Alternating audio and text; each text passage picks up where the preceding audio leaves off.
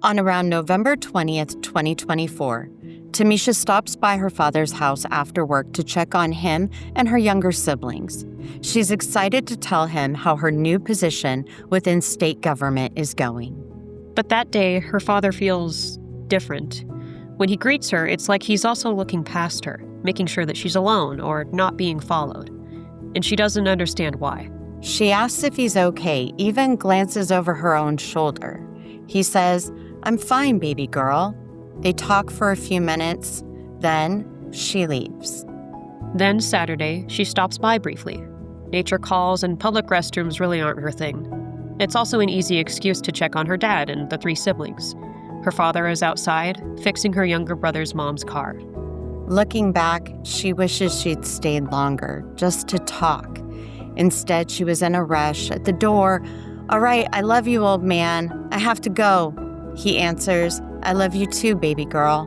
This was the last time Tamisha would see her father alive.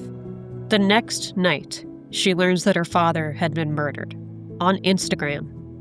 The Providence Police chief is at her dad's home, announcing by name in front of an active crime scene. None of this feels right. Was there just the emergency? No problem. All units are by I'm at the corner of Pleasant Hill and John Young Freeway. 19519 East 18.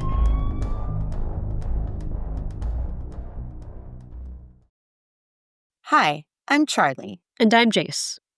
Our guest today is Tamisha King Goddard, Keith's daughter. Tamisha, thank you for entrusting us with your father's story. Thank you for having me. My dad deserves the truth, and I appreciate the space to share his story. Thank you very much for being with us, Tamisha. Today's video is going to be a little bit different from our usual format. The ultimate goal of our channel is to start shining a light on cases that are not receiving the media attention that they deserve. That's right. Usually we cover cases where we reach out to our audience with hopes that someone anywhere might be able to help us find answers to unsolved cases. Tonight, however, with this case, everyone can play a part in moving this case along and hopefully bringing it to its conclusion. Stay with us until the end, and we'll let you know how.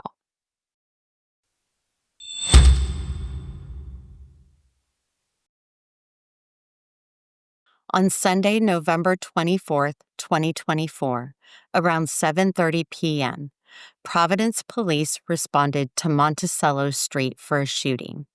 Keith Allen Singleton, 49, was transported to Rhode Island Hospital and pronounced dead. The shooter fled, and no arrests have been announced. Later on, in early 2025, police released surveillance video of a person of interest and asked the public to help identify the individual, urging people to focus on their clothing and gait. Tamisha, what are your thoughts on this? When I saw the video of the person of interest, I immediately knew who it was. The mannerisms, the clothing, the Letterman jacket, the reflective shoes. I knew. Yeah, and we'll dive into that in more detail in just a bit. Let's talk about your dad. When people hear your dad's name, how do you want them to remember him? I want everyone to remember my father as the person he was. He was a great man, a dad who showed love in everyday ways, checking on all of his children, no matter how old we were, fixing things, especially cars, cooking on weekends. Not the best cook, but he did it, especially for my younger siblings. That's amazing. He sounds like a From really that- great father. Yeah, I'm sorry, I think so Jace. too. I just wanted to No, say he you're sounds all like a good. really great dad. He really was. He is. From your last visits to that weekend, what are the details that you hold on to now? Everything. I replay every detail in my head.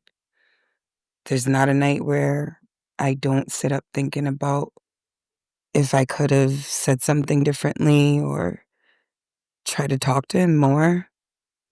I don't just I replay everything. I think about his smile, his laugh. I don't know how to explain it. Well, you're doing great. Like you said, I know this is very emotional for you, and sometimes when things are emotional, it's hard to find the words, but you're doing a great job in explaining it. And I think those snapshots, those memories are things that we hold on to. Like you said, his smile, his laugh. Um, so going back to that specific day, in those first hours, what did that look like for you? Like, what did you learn? How did you learn it? And where did you learn it from? Well, I learned of my father's passing via Instagram.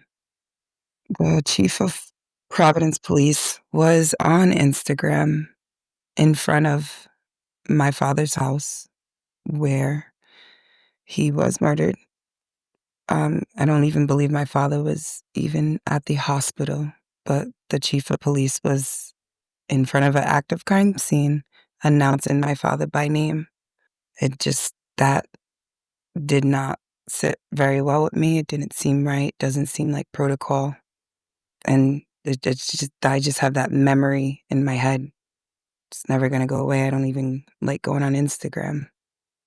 Yeah, no one would blame you for that. I can't imagine how unreal that is, how surreal it is. Uh, just to clarify, when did investigators first speak with you, and what did they ask you? I didn't speak with investigators until right before we buried my father, which was December 7th. Detectives asked me if I had recognized anyone from the video of the person of interest. Of course, I said yes, and I did disclose to them who that person was. They also asked me if I had felt anybody in my own family could be responsible. Who could it be? And I was very thrown off. I was confused because that hadn't even crossed my mind. But then it stuck with me, made me dig deeper and think about things. And then, of course, seeing the person of interest video just confirmed my suspicions.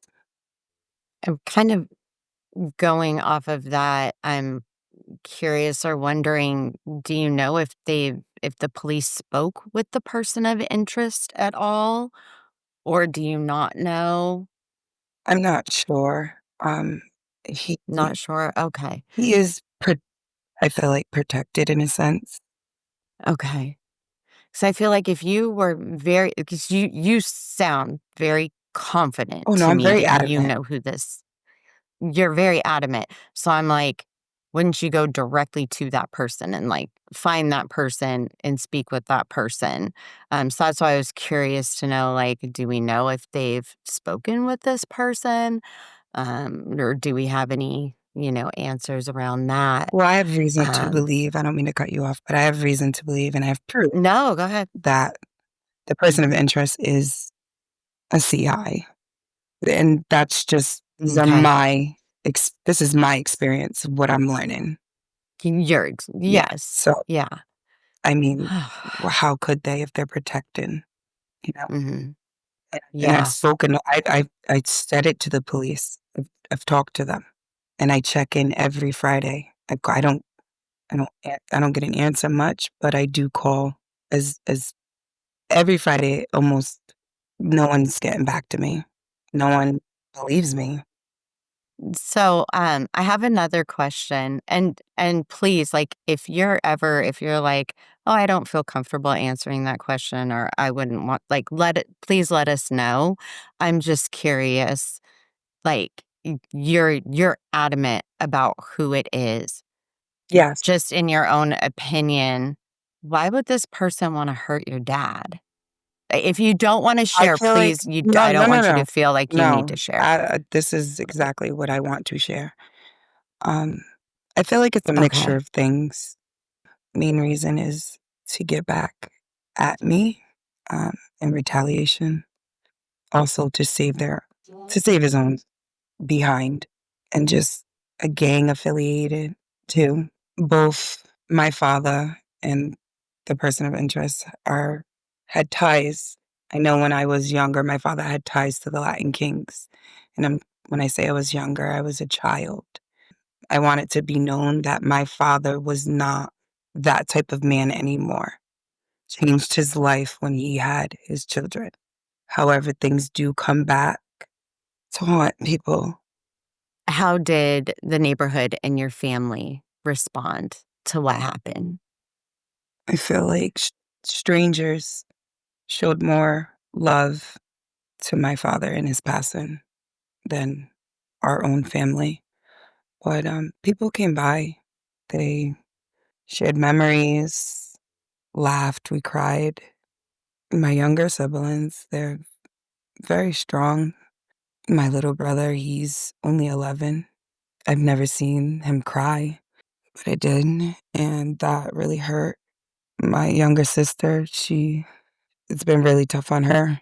She's more of a daddy's girl than I am. But, we felt love from neighbors, even family members in their own way. Yeah. Grief on that scale is impossible to know how to deal with. I mean, when all of this feels overwhelming for you, what is it that keeps you moving forward? I can still hear my father's voice. He still guides me. Spending time with my little sister has definitely been like a saving grace for me. Remembering all the things that I thought were useless that my father taught me, which aren't so useless. Actually, really good details and nuggets. And just listening to I have one voicemail of my father that I like to replay. Spending time with my stepmother, things like that. Also, I promised that I would not stop fighting until this gets resolved because my father deserves that. He's a good man. He was a good man. So he deserves it.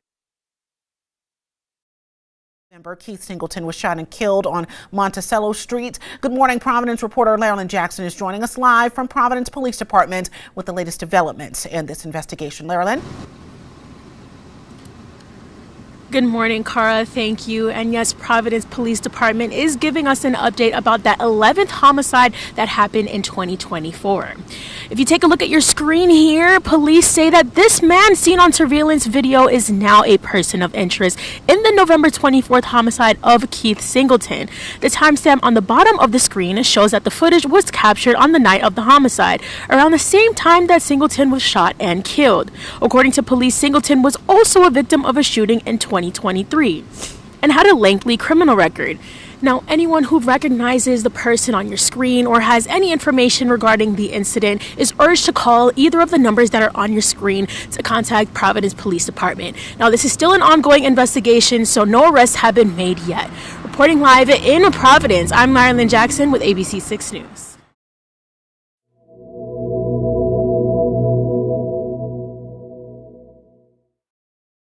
Absolutely. 100%. 100%. Do you know when was the last confirmed communication or sighting of your father on November 24th? Do we know what he was doing on or around that time?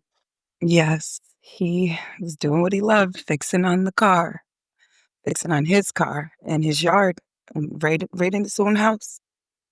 He sent my stepmother to the store, the car parts store.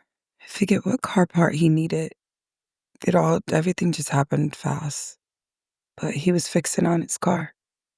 It was also around, I believe it was like a little after 7. Sun was just, a little after 7 on the 24th of November. Now, do you believe that there's anything about the layout outside of the home that could matter, that could give some insight, sight lines, lighting, any cameras, any traffic patterns? Of course, my father owns he owned the house Him and my stepmother owns the house that's on a one-way. It's a one-way street, so there's only one way you can go. Neighbors have Ring doorbell cams, even the house next door, the house behind, they all have cameras. You know, there's businesses, there's a Catholic school right in front of my father's house.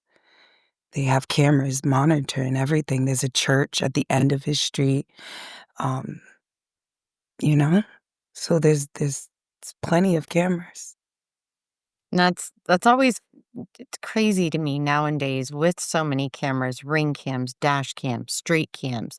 I mean, they dare I, you know, accidentally run a red light. Like they're sending me a ticket in the mail. So like there has to be more footage out there. But to kind of circle back to what we paused on a minute ago, and I know, you know, kind of asked and answered, but I'm gonna ask again because now we're to that part. Um, do you have any idea who the person in the video is? Yes, I do. Of course I do. I know exactly who it is. Um, I'm so confident I know who it is because I have a child with the person of interest. That's why I'm so confident on the mannerisms, what he was wearing, the walk, how he does the walk. And there's nobody that's gonna change my mind immediately. I was laying in bed when I saw the video. I jumped up. I knew exactly in my heart. And it's not easy for me to come forward with this information because down the line, I have to deal with telling my child about this situation. And my children were very close to their grandfather. But my father deserves justice. My father didn't deserve to die, no matter the cause. There's no reason for murder. Yeah, and we'll be honest here. Tamisha has shared the identity of this individual with us. Our team here has done our research, and I'll tell you, the evidence is overwhelming. The only reason we're not saying his name on this video is because we don't want to harm an open investigation, and for other obvious legal reasons. That's right, Jace. We've looked into his background, where he served time for almost killing another one of his exes. He has definitive ties to the Latin King street gangs. He matches the build, weight, and height of the person of interest in that video footage. And for someone who's extremely active on social media, he had a complete blackout during the months before and after the murder. Yeah, this indicates that he either went dark during those months or that he scrubbed all those posts during that time frame, and my guess is the latter, since there may have been posts that would implicate his whereabouts and images where he may have been wearing that same clothing in the video that was released to the public. I also wanted to say this person of interest, he knew the layout of my father's house. He's been in my father's house when I was pregnant with our child. I lived at my father's house, and he visited me there. Even though we were not supposed to have contact with each other, he knew. And that's another reason why I know in my heart that he is that person of interest that they're looking for. Oh, thank you for adding that in anything anytime you want to interject and share with us, please do. Like it's Yeah, not a problem. thank you. Cut us off. Because those are important things to know. Did the neighbors mention any unusual sounds or vehicles or people around like 7 to 8 p.m. on that day? I know we had talked about the cameras, but has anybody like come forward and mentioned anything or said anything? I have personal knowledge that the police have more than one video in their possession. I've tried to see the other video, but it just hasn't worked out where was able to watch it.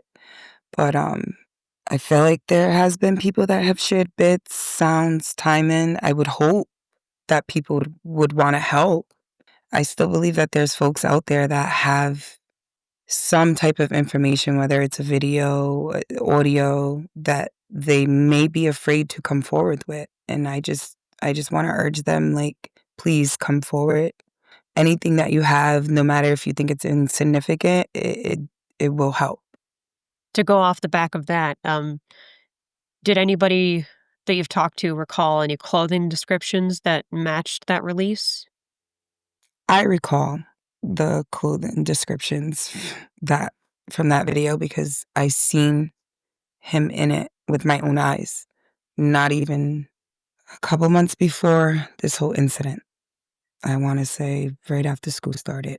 I specifically remember because I commented on the sneakers as well. Like I commented on this. Like oh, those look barely nice. Those are reflective. You don't forget something like that. Exactly. Those distinctive things do really stand out in your memory, especially in, a time of crisis and things like that. You are going to have those snapshot memories. So if somebody does have information and they want to come forward, or maybe they're scared, whatever the case may be, what would be the most helpful way for a hesitant witness to come forward? The Providence Police has a tip line, an official tip line that anyone can share information without putting themselves at risk. You can also inquire how your information will be used if you are asked for information, but you can keep it anonymous. Just call the tip line. And we mentioned it a little bit before, but do you know specifics of like what nearby cameras might exist? Doorbells, storefronts, traffic cams that, families should be double checking from the evening of Sunday, November 24th, 2024? The thing I want to stress the most is the church. They have cameras. There's cameras facing directly down my father's street. And I know this because I've went and I've looked after all this happening. I've looked, and I also wanted to see the angle of that video of the person of interest. There's so many different stores, fronts. There's a whole community park right there in front of the church. I believe it's a 7-Eleven. Those cameras, believe it or not, they see a long ways. So regarding the footage that we've all seen, do you know where that was obtained from? If it was from, a house near your father's, or how they got that footage? If I'm not mistaken, I believe the footage that they have is from the building that's on my father's street at the end across from the church. I don't know if that building is tied to the church. I really don't know, but I know it's the building that's directly on the end of Monticello Street. Like I said, it's a one-way, so it would be on the left-hand side. So going back to what we talked about a little bit earlier, what communications have you had with investigators? And what's helpful going forward? What do you think has been helpful, and what do you think is going to be helpful regarding an investigation? Identification, an arrest. I don't believe this person of interest acted alone.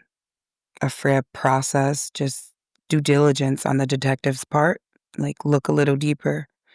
I felt like I've given them so many details that they've blatantly ignored, or not blatantly, but just, I really don't know. I just know that so far, this isn't what justice looks like to me. It was the Sunday before Thanksgiving, November 24th. Providence Police are called to the 11th homicide of 2024. It just brought on a pain that I didn't expect to have to deal with. The victim, 49-year-old Keith Singleton, fatally shot on Monticello Street. That's Tamisha King's older brother. It's so hard to wrap your head around losing your siblings so brutally. So with that, what does accountability, what does justice look like for you? And how has this all impacted your life? I want the truth. I want the person or persons to be held accountable in a court of law. I want justice for my father. This is all.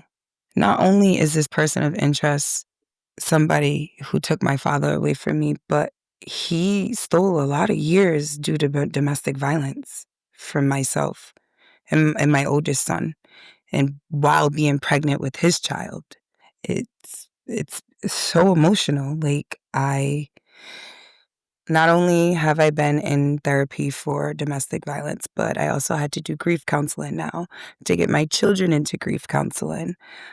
Explaining the whole nature of the situation to my children has taken a separate toll on me. Even more so because I was still healing from domestic violence. I had to take a step back from my position within state government. My personal safety, like, there's times where I just feel like I'm being paranoid in a sense because I feel like there might be like people watching me. It takes a toll on a person's psyche and emotionally, mentally, and just. I'm sorry, I need a minute. Yeah, take all the time you need. Yeah, take all the time you need. That's a lot of trauma. A lot. However, it made me stronger and it makes me more resilient and persistent. I'm not going to stop. I'm going to continue speaking on this until something gets done in the root of justice for my father. I can't stop. I won't stop. He deserves so much more. Absolutely. And that bravery is what we really appreciate.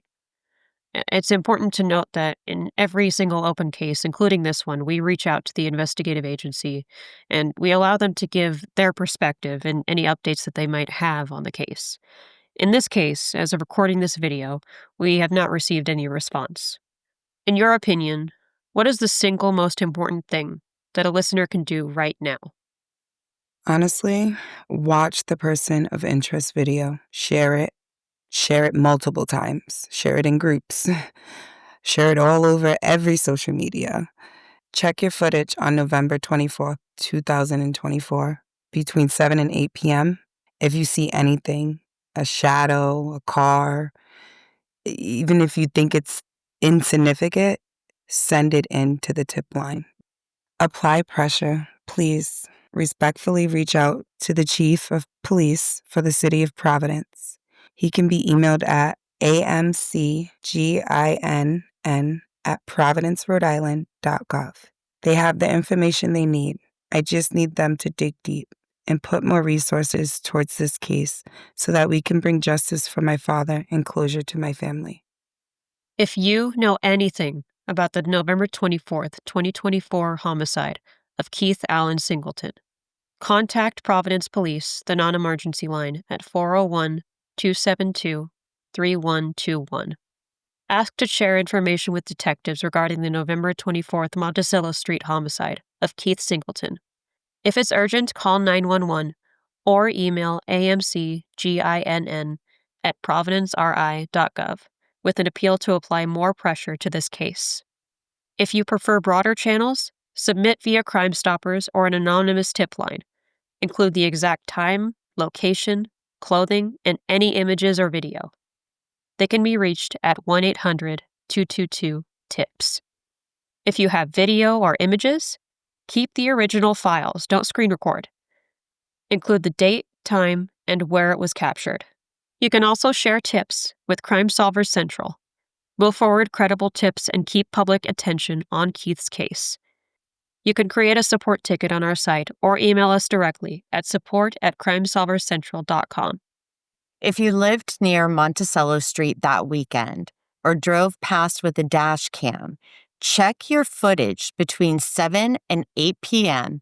November 24th, 2024. One clip could move this case forward. Please, if you saw anything, no matter how small, come forward. My father mattered. My family needs answers. And we'll keep verified updates on Keith's dedicated case page on our site at crimesolvercentral.com.